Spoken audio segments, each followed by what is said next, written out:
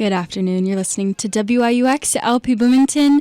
This is Growing Pains on WIUX, where we conduct local and we do interviews, local and touring artists. It's been a second. It's been 2 weeks. We've had a very exciting 2 weekends, Little Five, Culture Shock, Burning Couch, all that. But we're back in the studio. And I am so excited to be joined by my friends and 6 Foot Blonde. Say hello. Hello. Hi, guys. Hey, welcome back to the airwaves. This is your first time, Julia, on... Is it your first time on Growing Pains? I want to say with 6 Foot Blonde, maybe. Yes. I did something as Drew, I think, for like 15 minutes. Yes. With you, but it was like a quick pop in, pop out sort of thing. And I had you two were on the first time 6 Foot Blonde. I think so. Was I think it was us and Zach, yeah. Yeah. Okay. Boys. 6 foot strings. Zach, who should hopefully be wandering in just in any from Jakarta, yeah. It's the ongoing bit is that Zach can just get here. Yeah. Because he's in Jakarta. If he really cared, he would make an appearance. But yeah, no, but he doesn't. So no, I'm just kidding. No Zach slander. Oh yeah, that's like a bit. Thanks. Good job. Welcome to the show, the three of you. I think we should go around, get some introductions. As I've teased on the Instagram, we will be hearing a never before heard song, Refuge. It's refuge. We call it refugi as a joke. Refugi. No, I'm just kidding. Yeah, it has a plethora of names. But first, let's start with you, Julia. Who are you? Well, hey, I'm Julia Versiniak. I am still a student here at IU, but spend probably more time than I should doing music with these boys instead of doing school. So, and I sing. So, yeah. Hi, my name's Dominic. I am the bass player in the band. I also sing some harmonies with Julia. And I spend just the right amount of time playing music with these fools. I'm just saying I skip school for it a lot, which is not good. Hi, I'm Elliot Obermeyer. I play guitar in the band, and I do not sing for the joy of others. And... I spend an appropriate amount of time. All right, guys. Okay, anyways. Okay. Well, glad to have you three here. We do have some of your currently released songs out that we're going to listen throughout this hour. But I'm really excited to talk about some of the things that you have coming up. I feel like 6 Foot Blonde has a lot on the horizon, so I'm happy to touch on some of that. But just how we feeling? Graduation's right around the corner. Pretty crazy. Yeah. Crazy. Big change. What's kind of the mood in the band with such a big life change coming up for a couple of you? I think we're really excited to have more time because, school, as much as I wish it wasn't a priority, has to take priority at times. And I really want the band to take priority, and it takes away from writing music and just getting closer with everybody. So I'm very, very excited just to have Sunday through Saturday of just music as a priority. And that should also inspire a lot of new music, which is really exciting. Mm-hmm. As the other graduating person in the band, I'm also very excited to get going.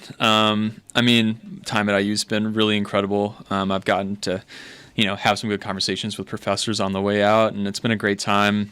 Similarly to Julia, very, very looking forward to being able to just give even more of my time and energy into this project and this experiment of ours and take it as far as it meaningfully can go. Which I feel like is going to be pretty far. So I hope it's far. It's 22 cities far as of this summer. Yeah. True. We'll certainly touch on that. I think we should recalibrate. Here's some of what you guys have done in the past. I have Perpendicular Universe queued up. Is that okay? Oh, yeah. Okay. All right. We'll play that one and then talk about some of the exciting things to come. So thank you, 6 Foot Blonde. Thanks, everyone, for listening. We'll be back in just a second.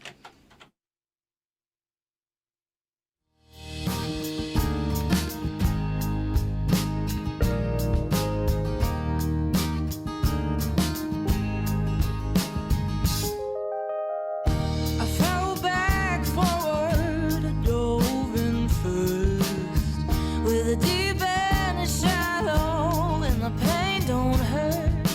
I could get used to putting all my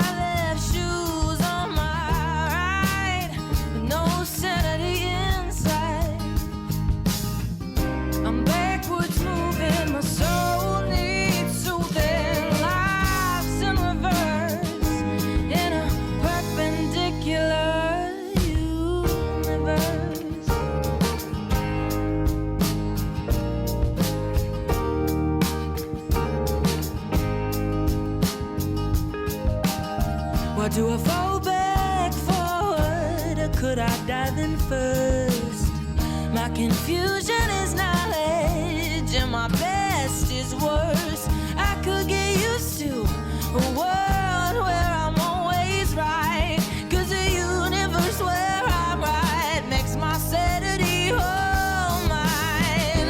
I'm backwards moving, my soul needs soothing, life's in reverse in a perpendicular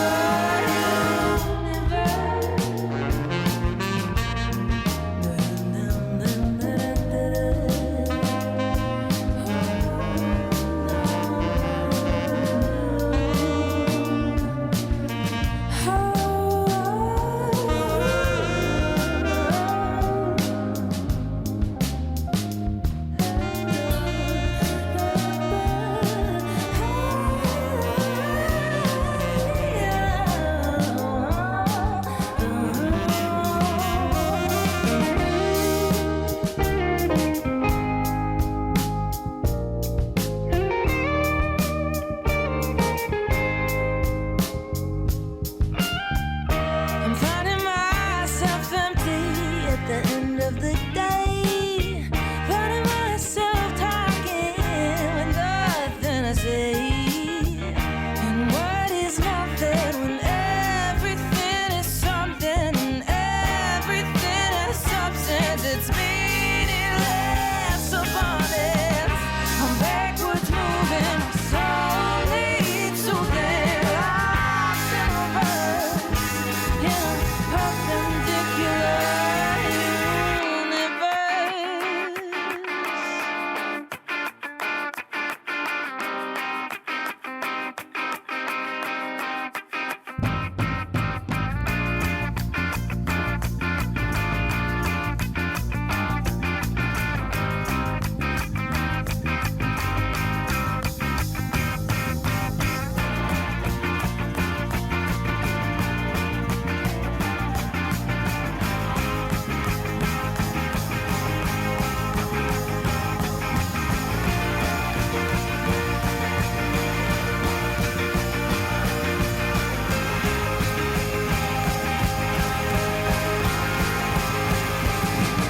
I'm backwards moving, my soul needs soothing, life's in reverse in a perpendicular universe.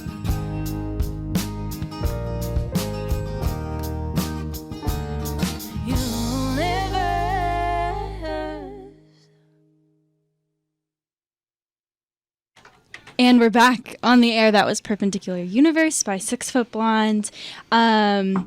Great song. That was the last song y'all released, correct? Yeah. And it's been a minute. It's been a minute. It's been a hot second. That song, I love that song, and it feels like we wrote that song a lifetime ago, and we released it not a lifetime ago, but it Feels just like we it released it does a feel like we lifetime released it a ago. lifetime When ago. did we release it? We Was released it it October of 2023 or 2022? 2023 because we. Dang. That can't be right. That would have been. No. That's literally like 4 months ago, or like less than 6 No, we months. released it August of 2023 because we had it recorded before tour. Yeah. We went on tour, our first tour, and then released it right after tour in September of 2023. That song feels like it's 4 years old. It Yeah. totally Genuinely. does. Probably because we're working on new stuff. That's It really the reason feels why. so Yeah. old. And Yeah. we wrote it. We And it's wrote so it different. in 22. It's so different. I think like it's so different from the stuff we've been working on. So it feels like it aligns more with the stuff that we were working on 4 years ago. Yeah. Or I think not it's 4 a- years I ago, think 3 it's years a pretty ago. like. In I the think it's middle. definitely in the middle. In the step, middle, Because yeah. it feels very different than Tina's place, but Yeah, that's true. it is. It's the transition point Yeah. from then to now. Yeah. So Yeah. But there's only one. There's no path of transition. It's just like one song. one jump, and then yeah. it transitions. in Big between change. that Yeah. song, In there the is twixt. a lot of work. So Right. Maybe this won't be a productive thread for my mind to follow, but I do remember at one point, Dom, you had shared with me some songs that y'all were working on, but I don't believe they have taken on a new life for upcoming music. Is that right? Has there been stuff that you maybe worked it was on? like Rosemary. Yes. and that was Yeah. that one probably won't see the light of day. it probably actually. won't see the light of Like day. gold. honestly, like I'm surprised Perpendicular Universe saw the light of day because we worked on it for so long because we weren't working with a producer. We were just working with an audio engineer. Yeah. And we kind of had no idea, no direction, and just it was put out as like, let's just have a song out. Yeah. And then Rosemary was similarly like exactly what Perpendicular was for us, but it just ended up, we were like, let's work on new stuff. Yeah. And we got sucked away by this project that we're extremely excited about. So, Yeah. yeah. What was I mean, you get back from your first tour, like what was on the brain for you at that point? What were you prioritizing? I think first of all, we were prioritizing rest. I think we were really tired, and it was so rewarding and so awesome. And I can't wait to have that again, even more, even bigger.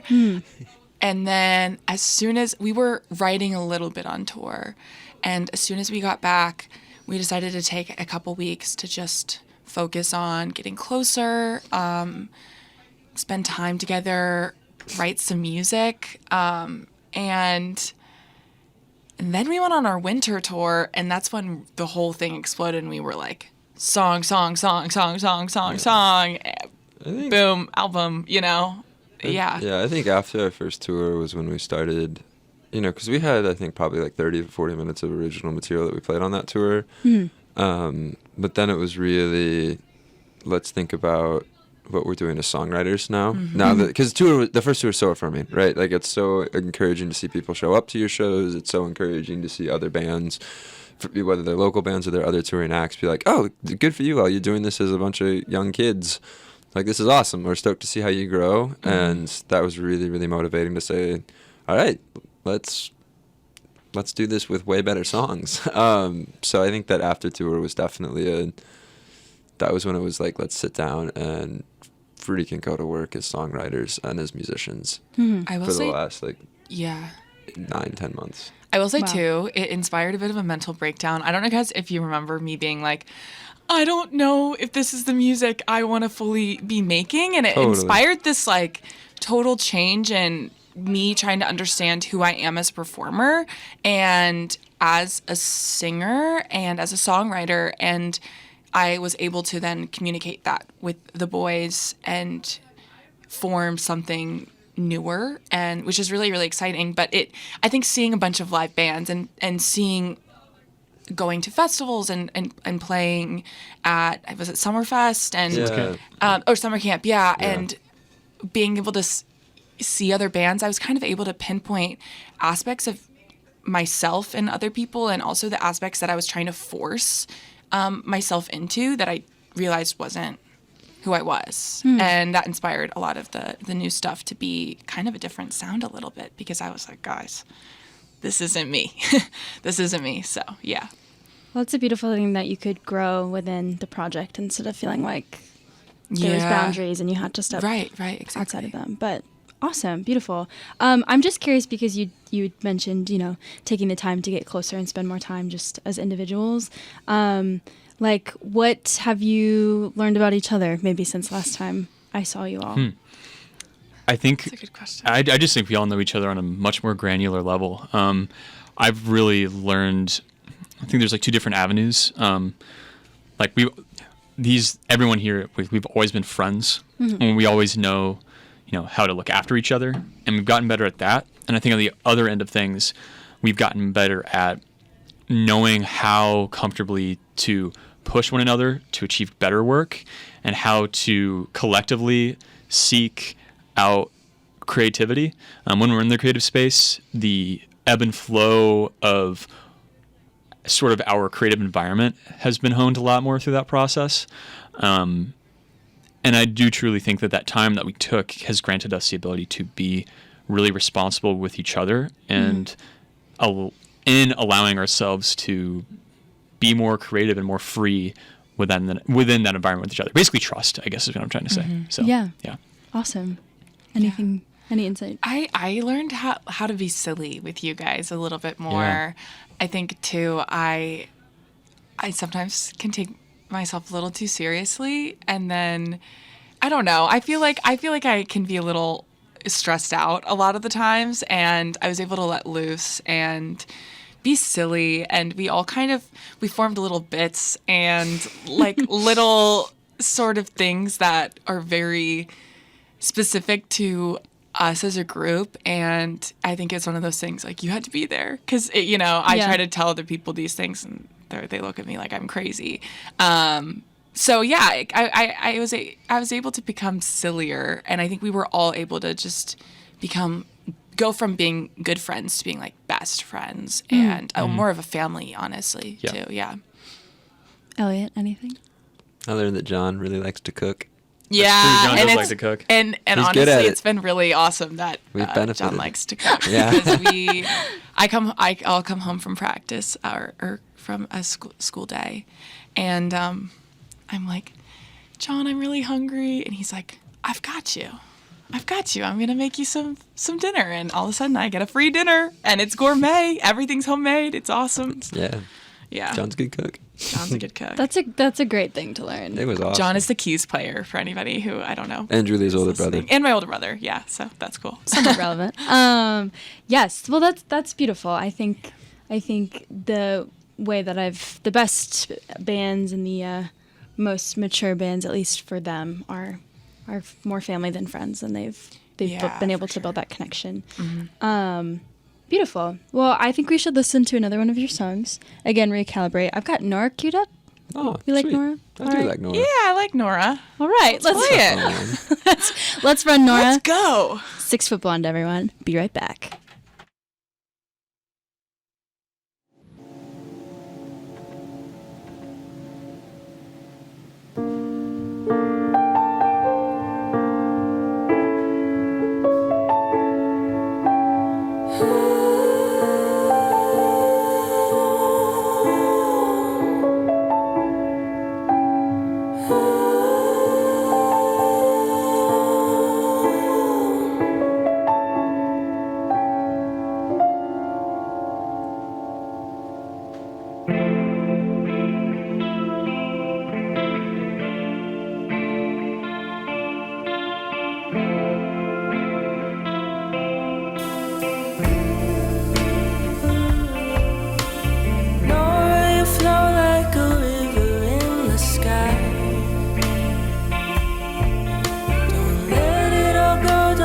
Chasing all those highs. Your Gemini has shown its many faces, but stuck in reflection is yours that seems complacent. This is your life, don't let it pass by. This is your life.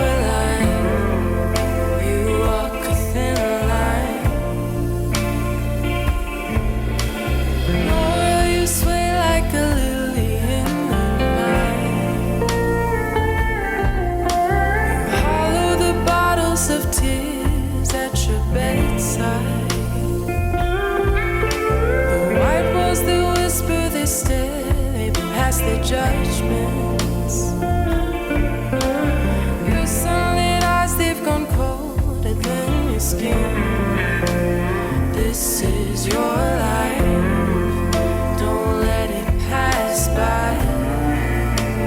This is your life, you walk a thin line.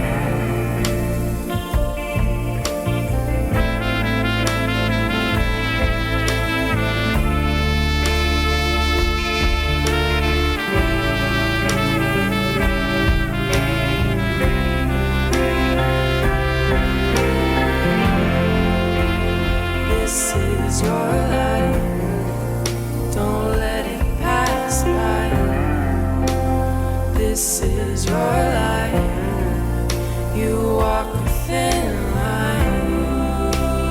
This is your life, don't let it pass by. This is your life, you walk a thin line. This is your life, don't let it pass by. This is your life,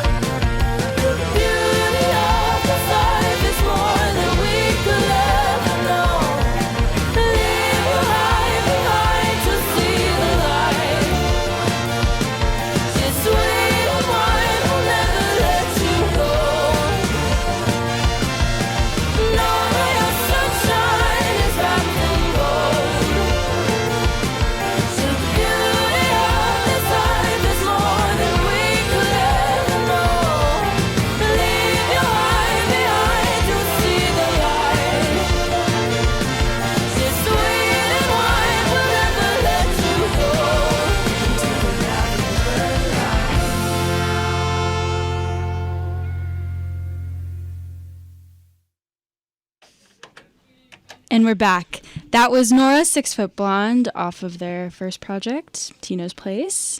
Exciting. We've been alluding to it this whole time, but tour is on the horizon. Yes. Along with a new project, a new album. Yeah. And I think we should discuss both. I mean, the lead up to this tour is having a batch of new music, as you're implying, to play. So tell me about.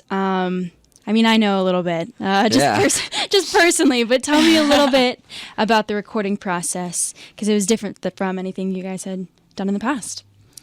Yeah, well, I think it was very, very planned out, and then we got into the studio, and it became extremely easygoing. And we let all of our planning just kind of do its job, and we were able to relax and really experiment a lot with everything, which was really cool.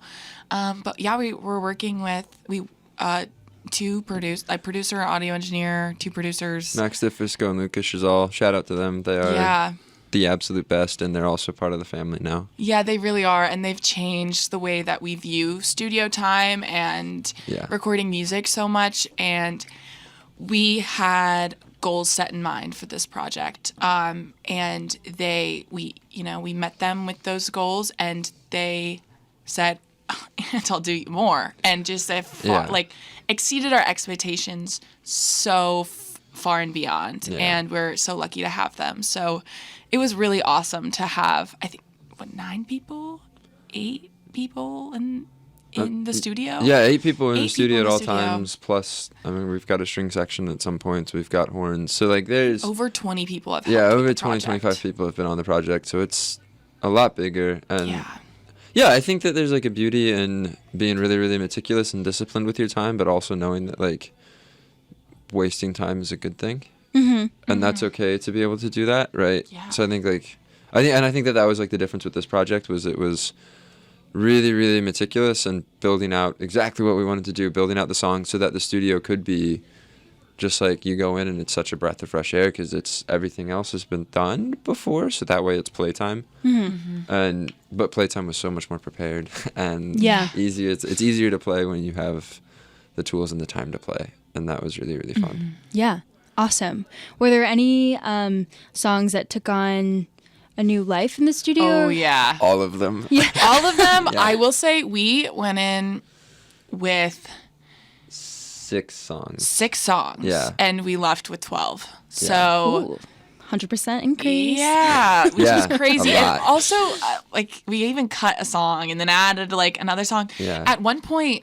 Oh yeah, we did do that. One of our songs we have coming out, we had an entire whole different style for it, different melody, different lyrics. And and basically I think we were sitting there and we were listening to the demos and we were like, we don't like it. Yeah. And the entire time of recording, we were so like, we don't know about the song. We don't know about the song.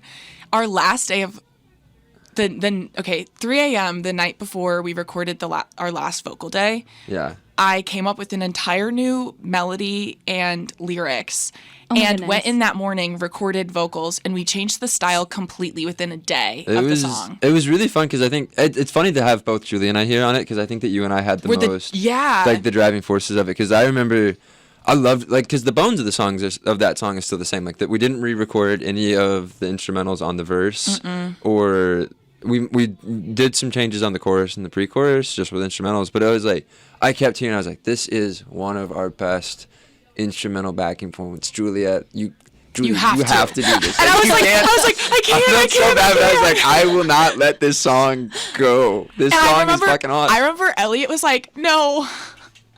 We're good. I remember Elliot was like, please, I really want to do this song, please. Yeah. And I was sitting there going, I have nothing. I really can't give you a single thing.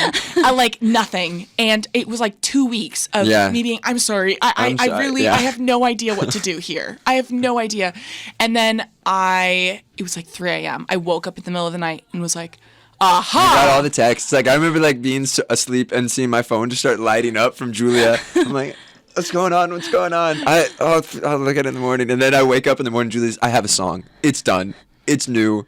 It's ready. And we did it, and it's one of my favorite songs we have. It's called Hard Feelings, and yeah, I'm very excited about that. It went from like being this more Tino's Place style song to then being like a rockier, kind of Olivia Rodrigo-esque, like garage girl punky type of song. Yeah, I think it's really, because what I loved about it was it is my favorite combination of guitar, bass, and drums and keys on the record. I think it's the most, a lot of our stuff features one of those things and has like, there's some songs that are the best keys song on it, in my opinion. There's some songs where it's like, oh, this is Zach's. Zach is killing it. Yeah. But that one particularly, when we recorded, I was like, oh, this is just so interesting. This is such a good mix of it all. But it doesn't have a verse or a chorus that Julia's happy with. And if Julia's not happy with it, it's not good enough. Yeah. Like, just objectively. We're not going to push it through. But it was really kind of, because Brian, I remember the night before, like, we had that conversation of Julia coming and saying, I don't know if we should do this. Brian and I were listening to just the instrumental mix, and Brian was like, oh, please. This drum part is so good. Like, this drum part goes so hard. Yeah. And we had a lot of moments like that recording. Yeah, it was really fun to see how we could kind of make it work collectively. And I think we don't, because we're a 6-piece, it's really easy for us to shift ideas and direction quickly. It's easy, or it's easy for us just to move on to a new song, because there's always stuff in the pipeline, because 6 people are always creating and writing, and there's always new things. Right. And we don't often always like let things marinate and then build on it. It's a lot easier sometimes just to start from scratch and like, first take, best take. New ideas are often fresher and easier. And so I loved that this was one that was like, oh no, we had to work to finish this song, but I'm really happy that we did. Yeah, that's exciting. Well, the buildup is huge. I'm like dying to hear it now. Sorry, everyone. You gotta wait for it. But that's exciting. That's so cool that you had the space even once you started recording to adapt and to be flexible. Were there any just like interpersonal funny memories, moments in the studio? Yeah, well, I don't know, this was just very personal. The music was way more personal for myself, and in being vulnerable, I think comes really funny moments and just like getting to know each other better and bonding more. And Elliot's laughing. Like, I'm sure that there are so many, just so many like little things. I couldn't even pinpoint one moment, but moments of voice cracking, weird, like playing, just us, like just being like, that's so embarrassing. WWE. Yeah. Oh, we got really into WWE thanks to Max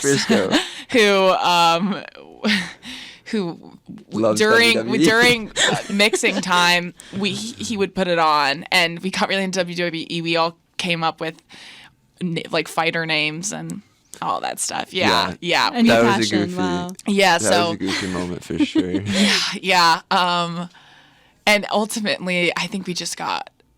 It was silly, and we had a lot of fun, and it was also really meaningful, and we had a lot of meaningful moments, and we were able to tell personal stories through music and get closer, and then laugh about it, and then cry about it, and all of it. So yeah, It's hard not to get close with people when you spend so much time with them consecutively, and like so like much time. a thing for me as a musician, and I think for me as a musician is like, if I'm gonna write the best guitar part, I have to know what Julia means openly and honestly with what she's writing the message of the song about, because then that will inform how I'm playing, right? Or that'll inform, kind of the inflections and the modes that I'm going to go into with guitar. And, that's an honest conversation, right? Like, that's not just here's the 6 chords in the verse and chorus. It's, here's this life story behind this song and how I feel about it. And then when you hear that, you're like, oh man, I care about this way more. I care about this because of Julia and how she cares about this, and I feel for her, or I feel for myself in this vision. So yeah, I think that doing that it gives you such a more personal stake in what you're doing. Yeah, definitely. So Yeah. for sure. Do you feel like this project has like a thesis statement or an overarching theme? Yeah. Well, lyrically, the whole musically very whimsical is a good way I would put it. It's fun and sentimental at the same time. It's very sincere. when it comes to the story I was trying to tell, it is a story of growth and personal growth, which I think a lot of debut albums, a lot of the times that is the theme, because they're the songs that I did the most growing when writing them. And it's just about understanding how to navigate a world where you're not sure, you've lost the point in understanding what is your voice, and being really confused whether other people's voices are your voice, or your own personal inner dialogue is how you feel it should be, not actually how you feel, and kind of learning how to just deal with feeling like you have to be one way, and understanding inhibitions, and just being yourself. And it's so cheesy to say, but really finding a way to take autonomy in your own voice, in your own life. Yeah. Yeah, beautiful. I'm excited. You have shared with me, not Refuge, I'm kidding. Refuge, Refuge. One of the songs off the album. Can you Yes. talk a little bit more specifically about this song and why you wanted to play it? So this song is one of the most personal songs I think I've ever written lyrically. I was talking about, I really needed to talk about something that I was really worried to kind of express, and it had been like a 10-year buildup of just like sadness and inner dialogue of like, honestly, like self-hate a little bit of how I've dealt with a situation in the past. And I came to practice one day and I was really sad, and I was like, guys, I'm really sad, but I'm also experiencing like anger for the first time in like really ever, like I'm really angry, and I really want to express that in a song. And we whipped it out in like a very short amount of time, front to back, the song, and it was really, really special. And yeah, it felt very serendipitous and beautiful, and it was really a hard song to talk about. It's about I think I spent my whole life, honestly, really focusing on other people and secretly holding this grudge in me, being like, please just like ask me how I'm doing, because like I've given you everything and you have not paid any attention to how I feel. And even just the simple question, like how are you doing, would make me feel like worth it. And that was really, really what the song's about, is just me finally taking it in my hands, a turning point, being like, I'm just going to tell you how I'm doing, because I can't keep giving you everything that I have and never getting anything back. So, yeah. Yeah. Thank you for sharing. I'm Yeah. really excited to listen. This is Refuge, 6 Foot Blonde. I hope you all enjoy. And we're back. Thanks so much for sharing that song. Yeah, thank you for airing it. It feels very special. I'm happy to get a little sneak peek. I hope the listeners liked it. And definitely a beautiful taste for what's to come. I'm excited to hear everything else. Yay. I think we have the final thing to talk about, which is the tour. And which was just announced. Yeah. Like a week or two ago. A week Yeah. ago? 2 About weeks a week ago. ago. 2 weeks ago. 2 weeks ago. Yeah. Yeah. 22 cities. Yeah. Over 2 months. Yeah. I want to ask you, Elliot, because I know you were kind of the master manipulator. Yeah, for I was. a lot of Oh, these yeah. dates. What did it take to put this thing together? So much freaking emailing. Yeah, no, I kind of came into music, like I've always played music, but you know, when I was first like getting into music seriously, it was on the back end side. Like I always figured guitar would be something I did by myself and as a thing that I loved doing, but wasn't sharing with the world. But I did love music, and I knew that I wanted to be in the space. I knew that the idea of community through music was more important to me. So I worked in kind of management and event coordination for a little while. So that led to just naturally, when the band formed, me kind of handling that. which was great because I had experience doing that. So it was a lot of just like, all right, what are our current markets? You know, where have we toured before? What have we played in? What connections have we established there? But then looking and seeing, all right, like our streaming numbers in New York and DC are really great, and there are fans that have reached out to us and said we really want to see shows there.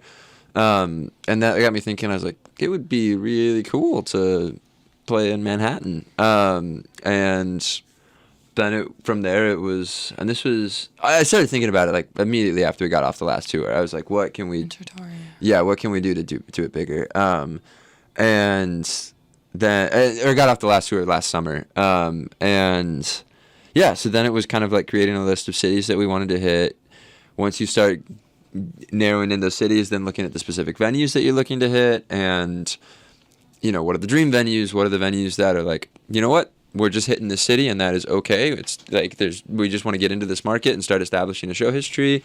And then from there, it was just so much research about how to find booking agents and talent buyers for those different venues, and emails and phone numbers, and creating cadences for following up, and then specifically reaching out and developing all of that, putting together all like the bands that you're touring with, reaching out through those bands, or figuring out all of that, finding people that work at the venues that you know that might have a connection or an in that might be able to say that. So yeah, it was a lot of work. Deep breath. Yeah, I think I started booking in October, November, and didn't finalize it until March. So October, November, December, January, February, 6 months of like Crazy. Probably 2 to 3 hours a day of booking and consistently managing, answering, and researching. Yeah, but it's like it's the best thing I can give to the band and my friends with that, right? Like it's the thing that, in a lot of ways, outside of the music, it's the thing that perpetuates the music and drives it. So it's well worth it. And yeah, I get to go on like the biggest adventure, selfishly, of my life next summer. So like, or this summer. So I can't wait for that. And it's super, super exciting because I think it also, it makes it so much more tangible. It gives us such a goal. It makes it so much more real. And like, already seeing the people who have reached out and been like, I can't wait for you to come to Detroit. It's like, I don't know anybody in Detroit. Like, yeah. But sweet. Awesome. You will soon. Stoked. Yeah. So yeah, it's so much of that. And yeah, like it's exciting, and just being able to see the band scope grow and see it all grow there. It's, you know, there's that. You got a rule though, like whenever, for as much time as you put into the booking, you have to put into practice. Yeah. And like it can never be, the music always has to come before all of that. So, but it's fun when that can help the music, right? Like I'll never forget that when we booked Mercury Lounge, which was like the dream venue in New York that I really wanted to play at, I was through the moon when they were like, yeah, let's get you on July 11th. And then I was like, all right, I need to practice. Like, I need to get good for this show. Like, this is such good motivation for me to like go downstairs immediately afterwards and play guitar for a few hours. Yeah. Brush up. Yeah. Yeah. So yeah, it's been fun, and like I can't wait to go just like do it now. I think that, like for me, it's so weird because there's so much anticipation and like, I promise I'm working on this, or like I promise we're doing stuff behind the scenes, I promise we're growing, it's but like nothing's out to prove it. Yeah, which it's is like hard. there's no proof of concept. Yes. It's just like, we've got all these dates, and Trust. like trust me, like we're growing. But yeah, so it feels really good to be able to say, yeah, like there is like hundreds of hours of work into this that's now gonna actually get rewarded. So yeah, super excited, and the band is so supportive and so trusting, and I've led us astray booking certain shows, definitely. No, I think that even the astray shows end up being some of our favorites because they're so they're jank, yeah, for sure, which is fun, which I think bonds us. Totally. Yeah, you got to get a mix in. They can't all be. Can't all be winners. Home runs. Yeah. What are you excited for, Julia? Well, so the nerd in me, I'm an art kid. I'm an art student. So the nerd in me is, I'm really excited for like visual branding, which is like so exciting for me. I'm excited. I've started making my tour outfits and thinking about like, how am I presenting myself on stage? And I've been watching a lot of live performances, and I really want to establish like the character more, because like that's just so important to me, and I want what I'm saying to be perceived in the way that I want it to be. So like understanding how to manipulate in that and hone that skill in is like so fun and exciting for me. And yeah, I don't know, just I'm excited for the music that's coming out while we're on tour, because Yeah. we have a song coming out like the first week of tour, Like the first week, the third week, the fifth week, and then the end. and then like one of the last weeks Yeah. of tour, and then the And it's all coming out on like the really fun shows like Chicago and New York. yeah, it's like the Summerfest, fun like- shores. Like we're timing shows, it all yeah. up to where it's like, oh, it's gonna be so fun just to ride the wave with the It music. is. It really Yes. is. So Like- I'm excited to hear, the first show we play, no one's going to know the new stuff. And then hopefully, 10 shows in, someone's going to be like, I know the song because it's out now. Yeah. And Yeah, yeah. then hopefully by the end, people will be listening and singing along to the new stuff, which Yeah. is what I, like, selfishly, I just adore because it is, like, so personal to us. So. Yeah, like it feels like it's who we are now, definitely, and there's so many more people that can grow with that and identify with that and be a part of it, and I feel like we've been growing a lot as a band, and it's exciting, and hopefully it's like this tour can be a spot where people really identified and saw like, oh, this is Julia's personal story, or this is this band's personal story. And I got in on the ground floor on this tour, Yeah. right? Like that's Seriously. that's going to be really cool, I think, for a lot of people to kind of see that and connect with that and be at those shows and know that it's like, oh wow, that was a unique experience. I'm excited to spend a lot of time outside, too. Oh my Because gosh, it's the yeah. summer, and, like, we're going to be, if not in the car and at nighttime performing in a venue, I hope to be exploring Yeah. the cities, which I'm just so excited for. Yeah.